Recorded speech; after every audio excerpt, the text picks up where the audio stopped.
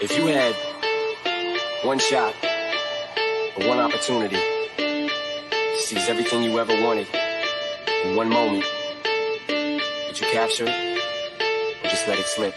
Yo.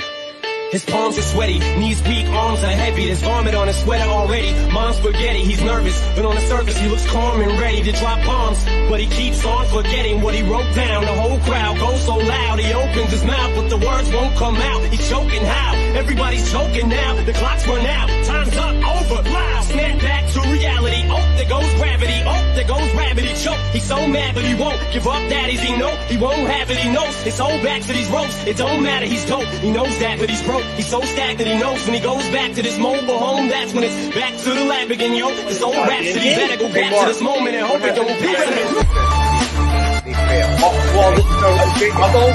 Listen, we can talk about the flag, but let's talk about the team. Wait.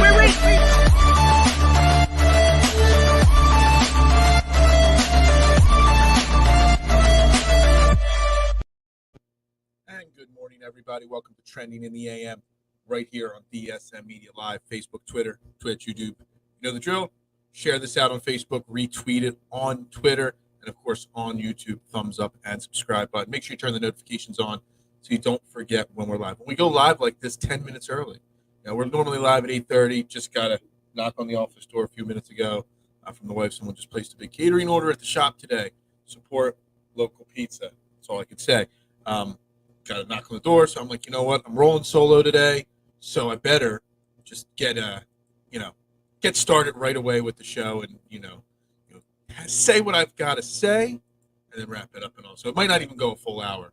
I just didn't want to miss an opportunity to continue this conversation with you as I do every single morning here on Trending in the AM. So we got lots to talk about today.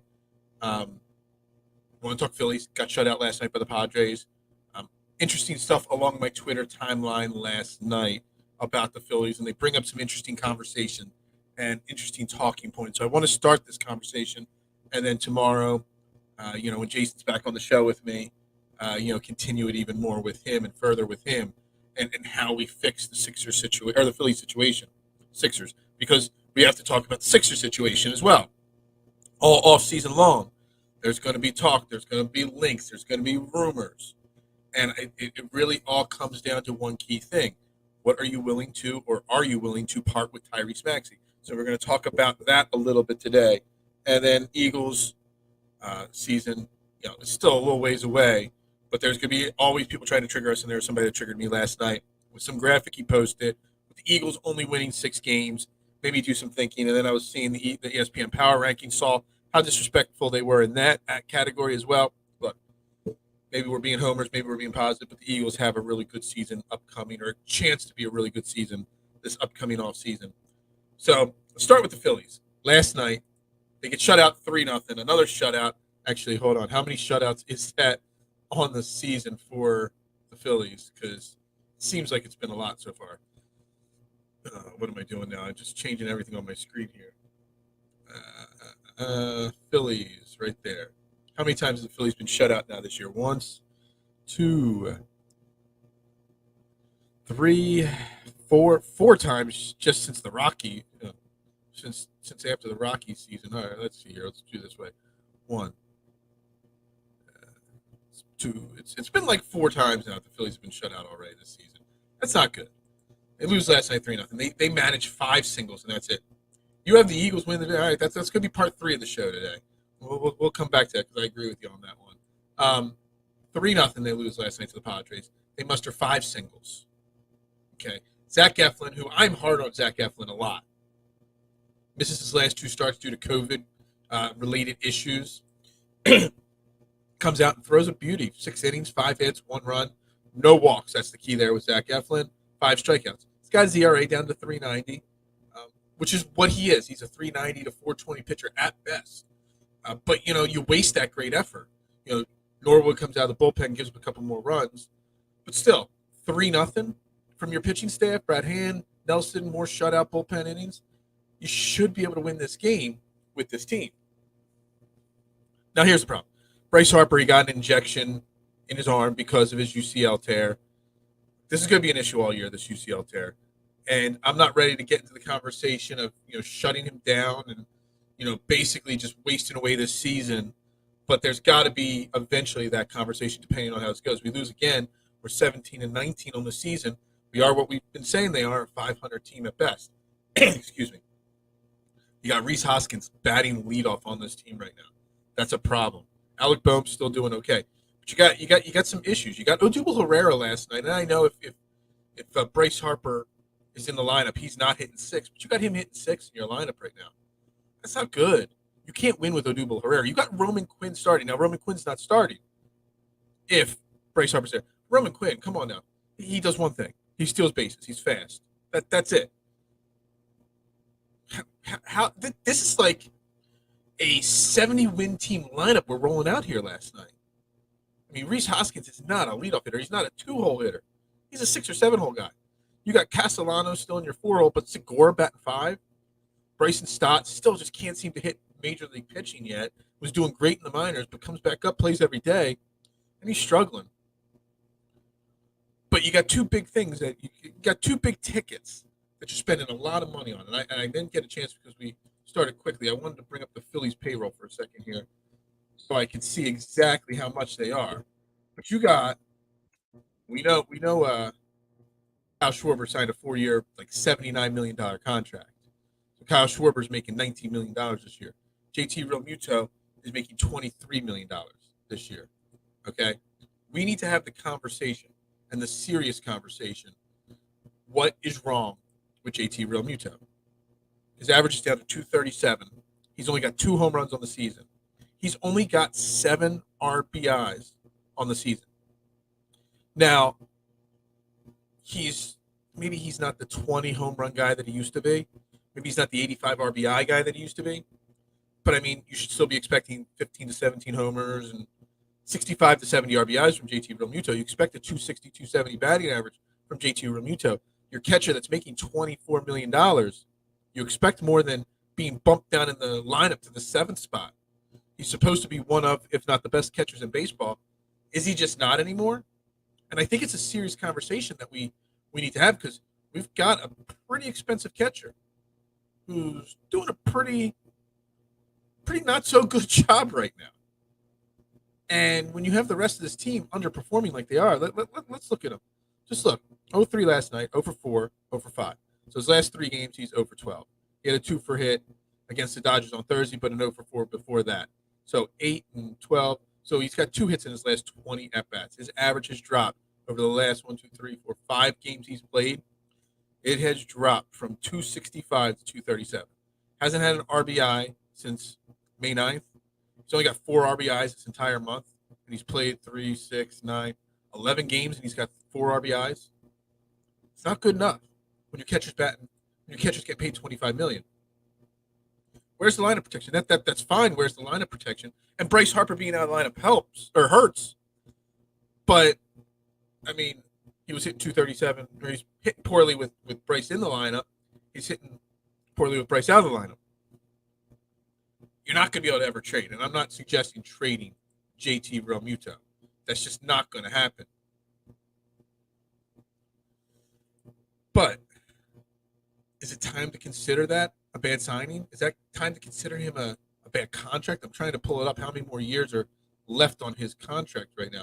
But I'm ready to have this conversation. So he's only in the 2nd year of this deal. We still got 3 more years of him at $24 million a year. $24 million for 3 more years. He's 31 this year. He'll be 34 in the last year of his contract. Are we going to be regretting this JT Realmuto contract? I think it's a legit question. It's one we need to have. What are you going to do about it? There's really not much you can do about it at this point. You hope he gets out of the funk. It's only a small stretch and a small sample size of struggles. But is he not struggling? Is he worn out? Can there be a simple case of the fact that the Phillies have played 36 games and he started 32 of them so far? You know, what catcher in baseball plays at that level? Is that partly to Joe Girardi to blame because Joe Girardi doesn't have confidence in his backup in Garrett Stubbs, or is it just because he's worried about his job, Joe Girardi, so he's going to burn out his best players? Is that why Bryce Harper, they're trying to play him through the UCL tear? because Joe Girardi's trying to save his job? I don't know. I think they're all interesting questions, all interesting thoughts on this. I don't know. What do you guys think about that? Is Joe Girardi burning JT Realmuto out? And I think he is. I mean, let me see if I can find Stubbs' things. I mean, I know Stubbs played on Sunday, so maybe I could find it there, but maybe not. Let me go back. I mean, it's not like he's awful, Stubbs. I mean, he's not JT Realmuto, but I mean, he's a serviceable back. He's better than we had. I mean, he's 2 for 3 on Sunday. He's got his average up to 350. He's got a couple RBIs on the season. So is it awful to maybe give the kid? I mean, it looked like Aaron Nola handled him he handled Aaron Nola pretty well on Sunday. I mean, we lost the game, but that was the bullpen more than anything. You probably got to consider not playing JT so much. The Jays run multiple catches. I hated growing on me. Yeah, it's wearing. And I don't know, Armchair, if you watch JT play, the way JT is behind the plate, he takes a lot of fouls, and it's been a topic of conversation from the local baseball broadcast this past week or so. The way he sits behind the plate and he doesn't protect himself well. He's getting beat up back there a lot. And he's playing every single day. And he's got a $24 million contract that he's got to live up to offensively. So, it's almost like the conversation that I've had in the past, can you win, giving. We had the conversation after Tyreek Hill and Devontae Adams got those huge contracts. Can you commit that much money to a wide receiver and win a Super Bowl? Can you commit $25 million? So the Stars right now are making $30 million in baseball, approximately $35 million. That's what the going rate is for a top tier player. JT's at 24, just a tick below that, but he's a catcher. So JT, $24 million, that's making more money than Kyle Schwarber, one of your big offseason acquisitions. Can you win by committing that kind of money to a catcher? $25 million. If you were paying a catcher $20 million or $10 million, and you had $15 million more to improve your pitching staff, get a center fielder, would you be a better team? I think it's a conversation to have that it is. Let's see what else we got here. I'm no manager, but in my opinion, give him some rest behind the plate. Yeah, absolutely. You unfortunately at this moment have Bryce Harper playing with a UCL tear, and that DH spot was supposed to be so clutch for the Phillies because they had so many guys they needed to rotate, including JT. You can hypothetically DH JT sometimes, not lose his bat. Problem is, playing Bryce Harper every single day with a UCL tear, he can't play in the field anymore. He can't throw. So now you're stuck using Bryce Harper in that spot every game. So that's a problem. But they definitely need to start limiting what they use at least a little bit right now, JT, because you wear him out. It's going to be the end of the season, and he's going to have nothing left in the tank at all. There's little doubt about it in my mind. So you just think about that, though. $25 million, $24 million to a catcher. Look at that money and where it could be spent to improve this team. You see a lot of teams. I mean, there are a few really great catchers in baseball. But do they win when they're committing that kind of salary cap? Well, not salary cap, that salary towards, just on a side note, I consider the luxury tax a salary cap. Because very few teams are willing to go over it. So when I say salary cap, it's just the luxury tax, what it is.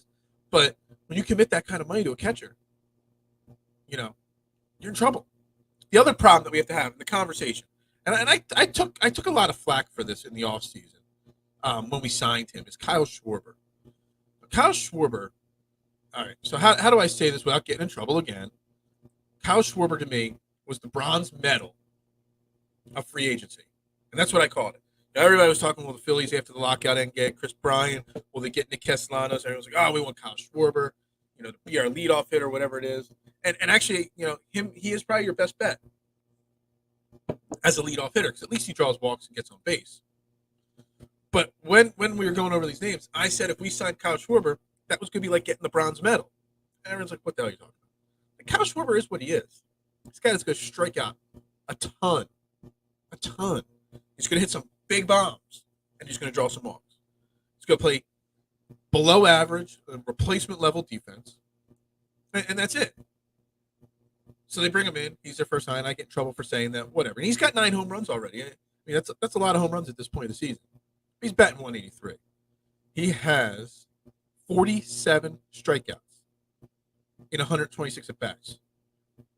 That's like 34%, 35%. So he is striking out at a 35% clip right now. But let's just look at that over his career. Last year, in his 41 games with Boston, he struck out 39 times in 134 at-bats. So maybe like 25% there. Washington earlier in the year, 265, 88 strikeouts. That's about 30%. In 2020, 191 at-bats, 66 strikeouts. It's about 33%. 2019, 529 at-bats, 156 strikeouts, 25%. 428, 140. He's a 25 to 30% strikeout guy, and he's striking out 35% this year. So he's striking out at an even higher rate this year. Will those numbers balance out? Maybe. But let's just look at it. I mean, back in 2020, the shortened season, he batted 188. It's not like, him hitting 183 is anything new. So 211 in 2017 he batted.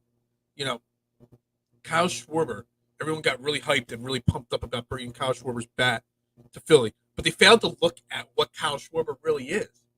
He is one of the streakiest hitters of all. And he might go 3 to 4 games, hit 5 home runs, whatever. But we added one of the streakiest hitters in all of baseball to an already streaky lineup. The guy's he struck out, 3 times last night? Is that what it was? The Golden Sombrero last night, I believe he got? Or it's Golden Sombrero 4 strikeouts? I don't even know. No, he struck out all 4 at bats. So, yeah, that's the Golden Sombrero. I mean, it's just not good enough. You got Bryce Harper out because they gave him an injection for his elbow. So you got to move Schwarber to the 3-hole, 0 for 4 strikeouts. Well, that is not going to win you many games. So there's a serious issue there with the Phillies and their lineup and what you do.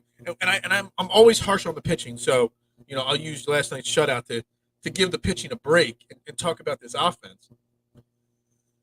It's time to have a tough conversation with the Phillies. And I think as this week goes on and as next week goes on and the Phillies continue to just muddle around at 500, we're going to have to keep talking about whether the Phillies are in a worse situation than it seems. And I don't want to be negative, but it seems like they're a team that can muddle around 500, maybe make a little push if they make a trade at the trade deadline, maybe squeak in the last playoff spot, but be realistic, never really stand a chance in the playoffs, never really stand a chance to contend. They're kind of like the Andre Iguodala Sixers, a team that's just always going to be 7th, 8th, or 9th ranked in the league and barely make it, get knocked out in the first round, maybe win one game in the playoffs just to show that you still got some. That's what the Phillies are right now. They're a middling team. And the problem is, if you keep making major moves, but the wrong major moves, you just continue to be a muddling team. Now who do you trade on the Phillies to make drastic changes? No, you can't trade Castellanos. You can't trade Schwarber. You just brought him in. You can't trade JT because of his contract. You're not going to trade Bryce unless he asks out, which is a conversation that I've had many of times over the last couple of years. It's the day they signed him, I had that conversation. But so who do you trade? There really is no. Hoskins doesn't have trade value. Didi, maybe, if he comes up back healthy. Maybe Gene Segura. Maybe he's a trade candidate. I don't know, but there really is no trade candidates on this team. So the Phillies are in a really, really tough spot right now. They really have to hope some of these young guys that they have in their minor league system, down the single A, the low A guys, the Painters, who's that center fielder that they want to bring up next year. They better hope these guys pan out, because right now this team is set to a place where they are just going to be an average team for a very long time because it's poorly constructed. So I think it's interesting. I think it's tough. It's a conversation that people don't want to have. They want to either be super negative or super positive. They don't want to see it down the middle. But let's see tonight's pitching matchup against the Padres, 6:45. We've got Blake Snell going for the Padres. Looks like it's his first start of the season against Zach Wheeler, who let's pull up Zach Wheeler's numbers here of his last 5 starts. Gave up 3 runs his last outing against the Dodgers. No runs his 2 previous outings before that, Texas and Colorado. He's been up and down. He's been getting better. He's been pitching better. His velocity's been better. So that's a positive thing, Zach Wheeler. And Blake Snell, I'm not sure why he hasn't pitched yet this year. So I'm not really even sure about that. But, he's a decent pitcher. I'm trying to pull up his career stats. But the Padres are a good team. They're 23-13 for a reason. I mean, Manny Machado might be the early favorite for MVP at this point. Let's see. Snell last year 7.64 20 ERA, 3.27. Yeah, I mean, as expected, he's got a mid-3 ERA for his career. Will the Phillies win tonight? I'm not sure. I would like to say that maybe they win. A guy coming out for his first start of the year. I'm not sure what his situation is, why he was, out. It says he's been on the 10-day IL. I'm not really sure what the deal is there. Look, will the Phillies win tonight? This is the type of situation where they should come out, bats ablazing, make up for getting shut out last night, make up for, somebody told me they were quiet last night because of the West Coast trip. They had Monday off. They didn't need there's no excuse for the jet lag if they had Monday off. But it's a game that they should come out, the guy that hasn't started yet this year, and jump all over him. But that's the typical Philly fashion. They don't do that. They don't jump all over those guys when they rightfully should. So, is what it is. We'll see if they win tonight. I'm going to say they don't win tonight, just to continue that theory. They're favored. They're minus 160 money line, the Phillies. That's kind of crazy. That's Zach Wheeler. It's got to be Zach Wheeler going up again. It's got to be the pitching matchup. Why they're such a favorite today. Got to be. But yeah, I'm going to say no, they don't. I'm going to say the Phillies lose that. Schwarber needs to be benched. Problem is, who do you bench him for? Do you want Roman Quinn and Odubel Herrera out there, Joe? I mean, Roman Quinn's hitting 130. That's not the answer. Odubel's hot start. He's now down to 250. That's just going to continue to go down. There is nobody else to put out there. Nobody. You got no center fielder. JT Realmuto needs to be benched. You can't bench Kyle Schwarber. You just can't. There is no. If you bench Kyle Schwarber, then everybody's gonna be like, "Why are you starting Odubel Herrera and Roman Quinn again?" You need Mickey Moniak back. That's what you need. Now he is taking batting practice now, so we might be a week or two to from him coming back and seeing if he's going to pick up where he left off in spring training. We'll see. But yeah, I don't think that's the answer. It's an answer, but it's not going to solve all the problems because it's just going to create more problems. So we're going to pause for a second here, and we're going to switch to Sixers because I want to talk a little bit of Sixers. Again, I'm trying not to go a full hour. I got to get to work. Got a little late email for a late catering order that I got to get to. Again, like I said, support local. Always support local pizza shops. Sixers. Real quick, first off, Miami Heat beat the Celtics game 1. I said Heat in 7 or 6 will win that series. Jimmy Butler, another big game last night, 41 points for them. Fantastic, as always, as expected. All right. They take a 1-0 series lead. Tonight, you got the Warriors, you got the Mavs. Maybe we'll go Mavs tonight, maybe. I don't know. We'll see. I'm not even putting a prediction out there for that.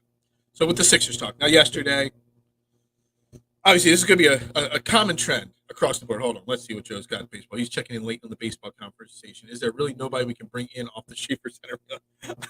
I mean, if they're on the street, are they any better than Roman Quinn? If they're on the street still at this point, that's a problem. They're not going to be much better. No superstars just sitting out there waiting to play. Taking the over on the Mavs Warriors. Yeah, that's a very possibility. I'm excited for the Mavs Warriors series. Luka versus Curry. It's going to be great. You missed yesterday's show, Armchair. I'm all over. I want to see the Mavs Heat because I think that'd be a great finals. But I think it's going to be Warriors Heat.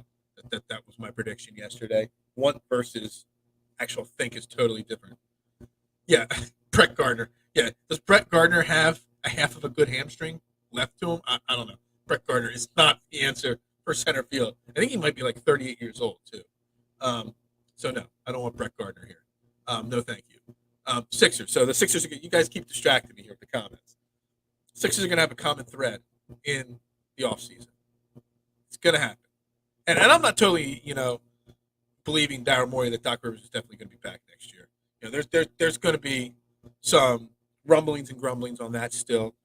Maybe Doc Rivers gets moved. Maybe he decides he wants to go to L.A. Maybe he says he just wants to retire. I don't know. But I'm not 110% sold that he's coming back. What's Daryl Morey supposed to say when he's sitting right next to him to the media? Yeah, no, I'm thinking about firing this guy next to me. I don't know. I'm still thinking that there's a chance there.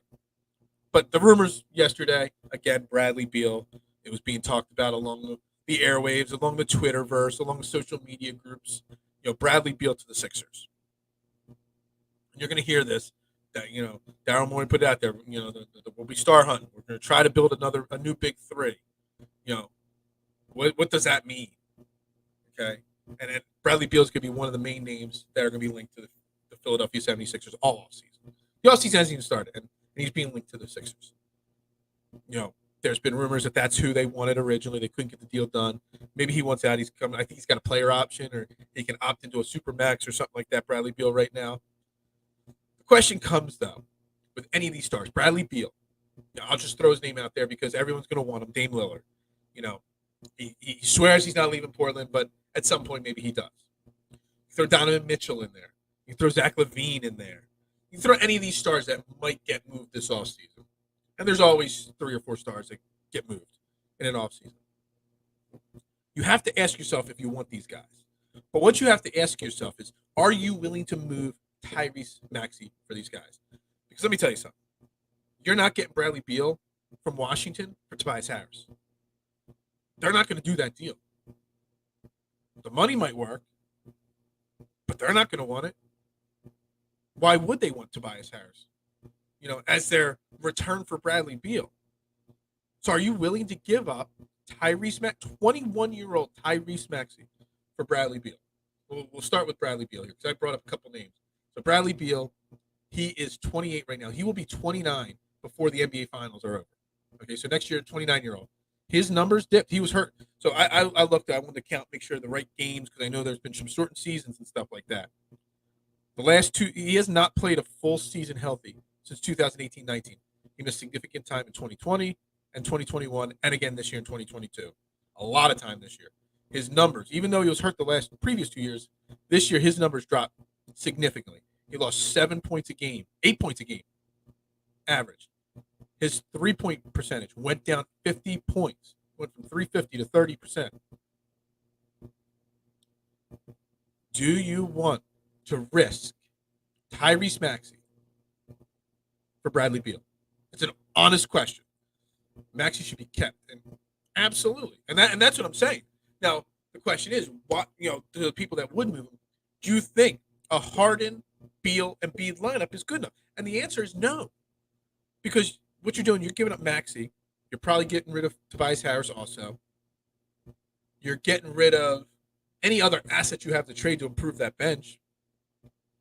And you're going to go into next year with a 34-year-old Harden, a 29-year-old Beal.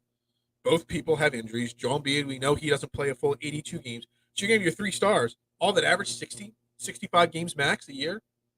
And that's going to be your winning lineup that competes for an NBA championship. Yeah, your big 3 might put up 20, 40, 75, 80 points from your big 3. But you're not going to have anybody else. And if it doesn't work out, you're just giving up your best player, your best young asset in Tyrese Maxey. You cannot get rid of Tyrese Maxey for Bradley Beal. Let me reiterate that 100 times over. I will make sure all offseason, I keep saying, anytime somebody brings up a Bradley Beal to the Sixers, no, because you're going to have to. There's no way, shape, or form that Tobias Harris makes it work for Bradley Beal. Now, the next name, would you do it for Dame Lillard? And everybody knows that watches this show, I love Dame Lillard. And Dame Lillard's not showing any propensity to want to leave Portland. He doesn't. He's going to be 32 by the time next offseason starts. His numbers have also come down. Not as much, but they've come down, especially 3-point shooting. And would you trade a 21-year-old Tyrese Maxey for Dame Lillard at 32 years old? The answer is no. Now, could you get Dame Lillard for Tobias Harris? Probably not. So it's a problem. Would you do that? Now, could you trade for Bradley Beal or Damian Lillard and send Harden out packing? Maybe. I don't know. Then you get Harris, you get Maxey and Lillard, or Maxey and Beal in the backcourt. Now that is something I can get behind. But why would those teams want James Harden? The fact that he'd be an expiring contract if he picks up his player option, or I don't know. I don't know how they'd make that contract and that deal work. At least he'd be a big ticket item to sell jerseys and tickets and stuff like that in those cities. But he might not want to play there, and then he sits out, and this and that. So I don't know if that happens. But would you trade for Dame Lillard, Tyrese Maxey? And I'd say, like I said, no. I'm not giving up on a 21-year-old budding superstar that is just breaking out, just gaining his confidence. He isn't even at his peak yet. For guys that are got 1 or 2 good years left in them, that oft injured, that have never led their team. Now, they've never played with a guy like Joel Embiid, but would you do it? And I don't know. One other name I'm throwing out there. And this one I would consider, actually. And it's because he's only 25. He'll be 26 literally a week or September 7th. So I think he'll turn 26 like a week or two before the season starts. And that's Donovan Mitchell. And he's only 25. Now, he's missed games. He played only 67 games this year. You know, he missed games, not as many, but he missed every single year. He's missed a few games. He hasn't really had a dip in points. His 3-point percentage had a slight dip this year, but it's still right on his career average. He's a really good defensive player. He's a great off-the-ball kind of guy. If you're going to keep Harden with Mitchell playing off the ball, that might be a hell of a backcourt right there. And then if Harden doesn't pan out or Harden moves on or retires, you still got a young Donovan Mitchell. Now, there's a position that I would like to see a Donovan Mitchell, Tyrese Maxey backcourt. Be one of the smallest backcourts in basketball because I think they're both under 6'2". But I would consider moving Tyrese Maxey for Donovan Mitchell just because of the age factor. At least you have 6 or 7 potential years with Donovan Mitchell, age-wise, at a peak level. So maybe I would move him for that. But it really comes down to, are you willing to move him for anything? And the answer's just got to be no, in my opinion. You've really got to consider doing everything you can this offseason to reshape this roster without touching Tyrese Maxey. Now, like I said, Donovan Mitchell, yeah, maybe I do it for him. I would have to look at who else is out there. I wouldn't do it for Zach LaVine. I know he might be out there. I'm not moving Tyrese Maxey for Zach LaVine and his bum knee. I don't know. You really got to think long and hard about these guys and why you would move Tyrese Maxey. And that's my fear. Daryl Morey, he's a Dave Dombrowski in basketball, except he doesn't have any titles to his name. He's just going to keep moving players for stars, trying to find the right combination to get it to work. And I just don't know if it can work. Not with James Harden here. You really got to find somebody to trade James Harden to. You got to find a way to sign and trade James Harden. Give him the Supermax and another team that wants him, and he agrees to go play for. Would he play for Houston? Or not Houston, Utah? If you could find a way to move James Harden for Donovan Mitchell, damn, that'd be fantastic. No pressure environment out there. He's got a big man he could throw alley-oops to and Rudy Gobert. Man, they got some shooters that he could pass to on the wing.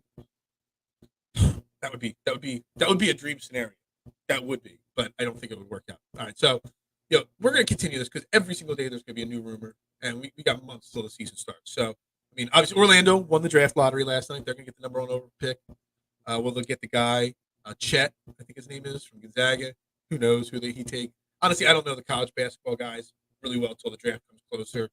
So I'm not really, whatever. I know the Sixers, will get their first-round pick this year. Brooklyn deferred their first-round selection to next year. They don't want it for the Sixers. So we'll get a first-round pick. So we'll talk that, obviously, when the season comes in. But we got to talk real quick before I wrap this show up early and quicker today than normal about the Eagles. Okay. And what I want to talk about with the Eagles is pretty simple. Look, I'm going to get triggered a lot this offseason. I'm very high on the Eagles. Yes. There. I said it. I think the Eagles are going to be a good football team this year. Yes, I said it. So I'm pulling it up on my page here, my Twitter page here. You're going to see this kind of stuff happening all the time this offseason. And we did it last year when, somebody from CBS Sports had Jalen Hurts not even in their top 40 quarterbacks. They had Kelly Mond or whatever his name is, as their thing. This guy here did his predictions. Jarrett Bailey. I looked. I mean, he's got an SI Now podcast, or he writes for SI Now, which I'm not saying anything negative about that. Connor Miles, our guest, he writes for them. He's a great guy. But people make these kind of things. It looks like he's from Pittsburgh, maybe, from his profile. He's got the Eagles winning 6 games this upcoming season. 6 games. As Armchair said it earlier, I have the Eagles winning the division. Maybe. But he puts this out here that they're going to win 6 games, and I'm like, what are we doing? Are we trying to trigger Philadelphia fans? Because if you are, you succeeded. There's no way that the Eagles, who were 9-8 last year, went to the playoffs last year, take a step back after adding Jordan Davis, Nakobe Dean, A.J. Brown. And that's not even saying Hassan Reddick, too. You had 3 studs to your defense. You got one of the top 5-10 wide receivers in football, and you think they're going to take a step backwards? Your coaching staff, Jonathan Gannon, newfound confidence because the league respects him, and he's got new players. He's going to have a better defense. He's got players to now run the front that he wants. Nick Sirianni, he wanted to be pass heavy. He couldn't be because he didn't have weapons. He adjusted well to the run game. But now you got a superstar wide receiver to throw with your great run game. You can't tell me. Yeah, exactly. And this guy, I mean, it looks like he might have used to have a blue check mark. It looks like they might have taken it away, which is probably a good thing. But he works for a legit site, Sports Illustrated. That's what he's doing. He's doing this to trigger people. The Falcons winning 2 games. Yeah, the Falcons aren't going to be good. I think they might be better than 2 wins. I don't think Denver, Russell Wilson, is Jerry Jeudy even going to play for Denver?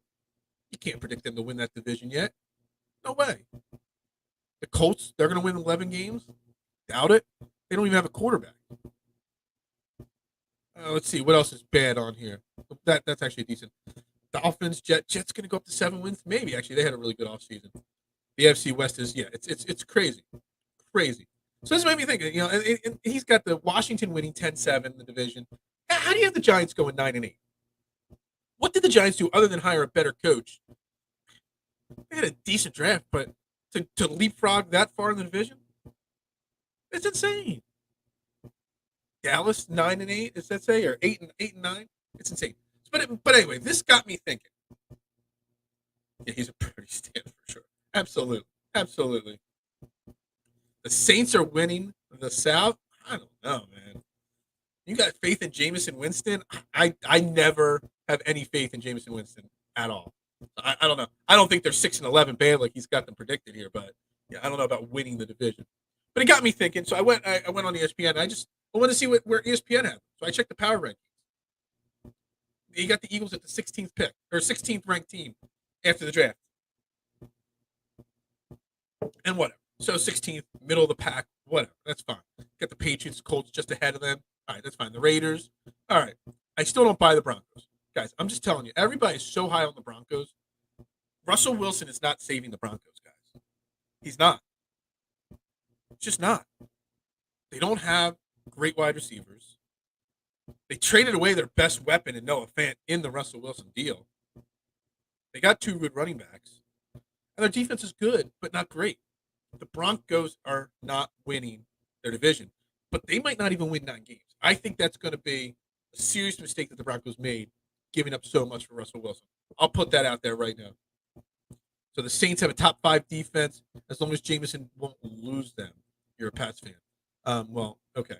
Yeah, Jameis Winston, maybe. We'll have to see if he can stay healthy first off. And the defense is really strong. No doubt about it. We'll see. It's just not going to play out. They're not going to have 6-11 and 6-11 Panthers and a 2-5. You're telling me that outside of the Bucks that there's only going to be 14 wins in that division? Yeah, it's not going to happen. So anyway, back to this here.